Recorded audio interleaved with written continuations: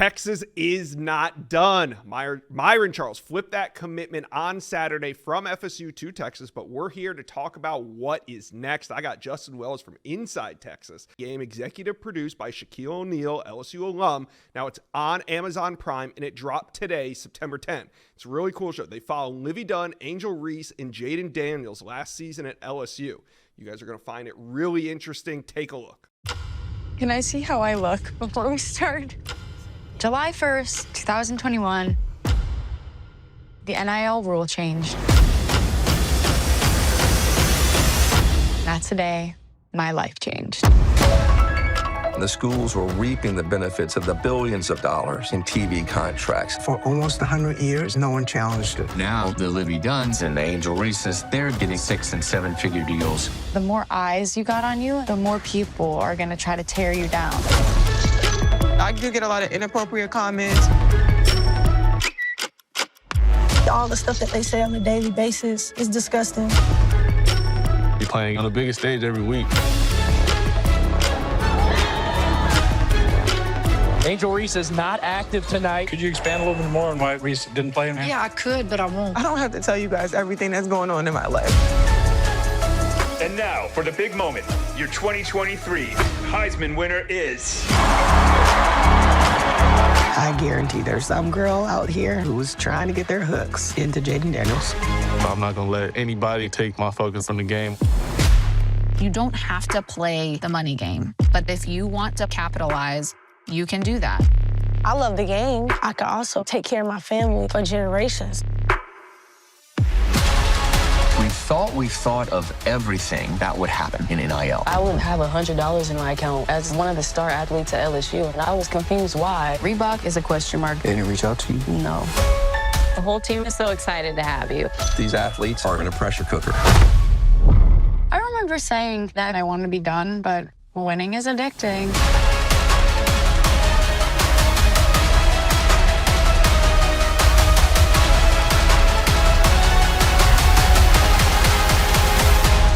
I think this is the beginning of it, and it's beautiful.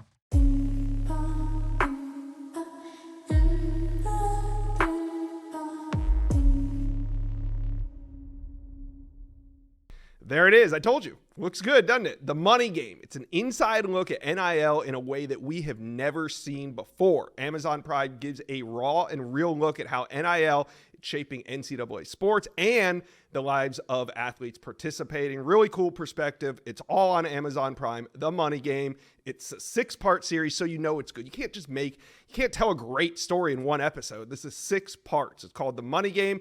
Amazon Prime. Go watch it. All right, let's bring in Justin Wells of Inside Texas. Now, you heard me. I told the people, Texas is not done. Let's talk more flip targets. Here they are.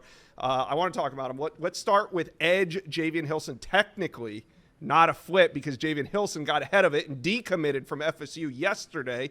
That Florida State commit list falling apart at the seams. And Edge Javian Hilson, we've seen some predictions already rolling in for Texas. What's going on here? Yeah, Texas stayed in touch with this guy even after he committed. He took an official visit in June, and he really liked it. And people kind of got the sense around him that Texas finished second in that recruitment to Florida State. So it was only natural that when he decommitted, I think the Horns are the team to beat per se. I've heard that Central Florida is making a big push. I think his high school coach played quarterback there. And so there's some ties and connections, but Texas stayed. They played the long game. This is something that we try to talk about a lot with Steve Sarkisian. He's going to play the long game. He's not going to pressure. He's not going to push.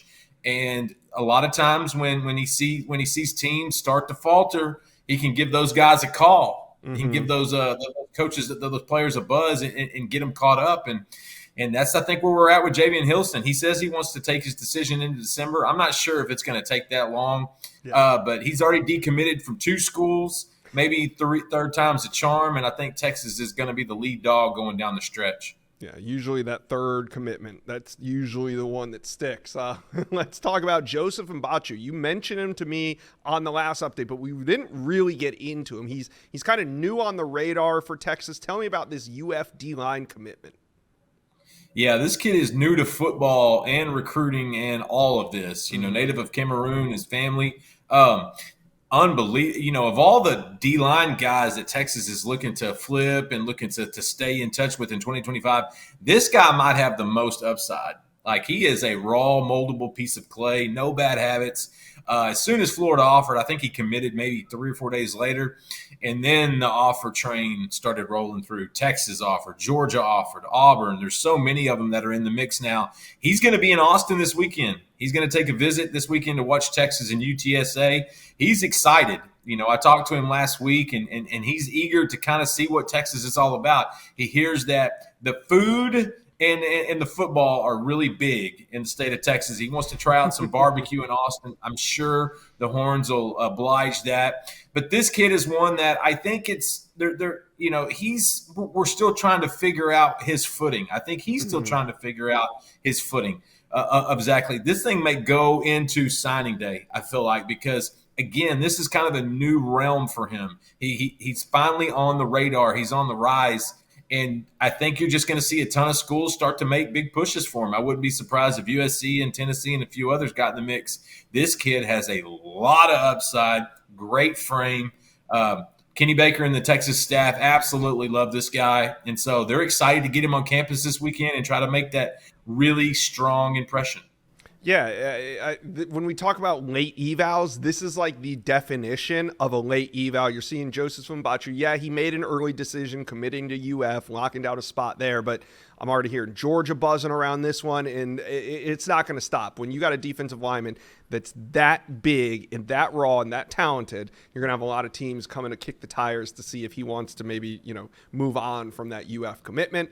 Let's stay in the state of Florida. Kevin Wynn, and you can tell Texas is exploiting what they see as a weakness here, going after the FSU and UF commit list. Both teams are down early in the season while Texas is riding high. But Kevin Wynn, Texas isn't the only one recruiting him. The Georgia Bulldogs want to keep Kevin Wynn in state. He's from the state of Georgia, made an early commitment to FSU, and now both the Bulldogs and the Longhorns are double back and trying to get Kevin Wynn back on campus. What are you hearing about Texas's chances?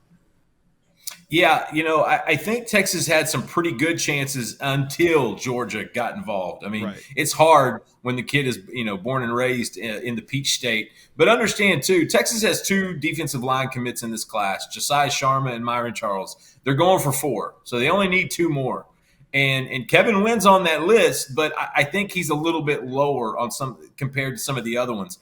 Not to mention the fact that like you said, Georgia's gotten in the mix there, and a lot of times – it looks like Georgia's going to have a big D-line haul for 2025. It looks like they're going to kind of open the gates a little bit. They've got a lot of in-state talent in Georgia in the D-line this year. So it makes sense that Kirby Smart and those guys would get involved. I know Texas likes him. I know he's hit campus a couple times in Austin. But at the end of the day, I think everyone's going to kind of be chasing Georgia at this point. If the Horns can get him back on campus for a game in the next 2 months, I think we can bring this conversation back up. But right now, of the guys that Texas is trying to flip, I think he's at the low end. Yeah, and you mentioned how loaded the state of Georgia is with defensive line talent. We're going to talk about another. Yeah. His name's Walter Mathis, and he's out of Savannah, Georgia.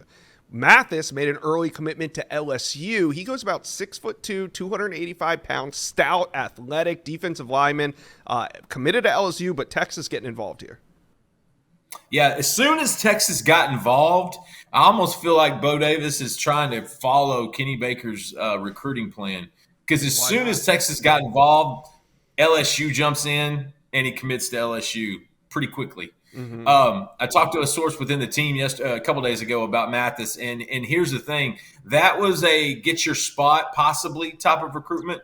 I know LSU's a great school, and I know that's a school that he definitely likes. But I think his family is also looking at other options as well. I think they're keeping their eyes open. Mm-hmm. And Texas is one of those. Do not be surprised when Walter Mathis shows up in Austin in the next 2 months for possibly an official visit. Definitely going to be in for a game, a Saturday game. He's another one that – he's one that I think of all the guys that Texas fans are aware of, he's probably the one they least know about. We wrote about him about 2 weeks ago, and then we had an update about him yesterday in the Inside Scoop. Mm-hmm. Mathis in Texas, they're talking. they're talking like he's open. Now I get he's committed to LSU, but like Mbatchou and like some of these other guys, they're having conversations like they aren't committed. And that's exactly what you want if you're Texas, especially coming off a big win on the road in Ann Arbor. I think Texas is trying to grab some of that momentum and use that without Sark having to push too much. Mathis is a name Texas fans just need to stash because I do think he's going to be on campus. I think his dad has really connected with the Texas staff, and getting Mathis, like these other guys, once they get on campus, I think that's when we know if it's going to be real. All right, we're here talking about flips, and the people in the comment section, I don't want to ask you this. I'm only asking because I know the comment section wants me to ask you this. What about linebacker Riley Pettijohn, and what about Decorian Moore? I know, just as it stands now, I'm not asking you to look all the way out to December. I'm just casually asking you, what about these flips? Are they on the radar? I think Riley Pettijohn is still on the radar. That was a tough one because he loved Texas, Josh. Like he might still love Texas, and that recruitment went sideways in June for a number of reasons. I think they definitely stay in touch. I know they want to try to get him back on campus, and so I think there's guys like Madden Ferrimo out of California that Texas may have looking a little bit harder at.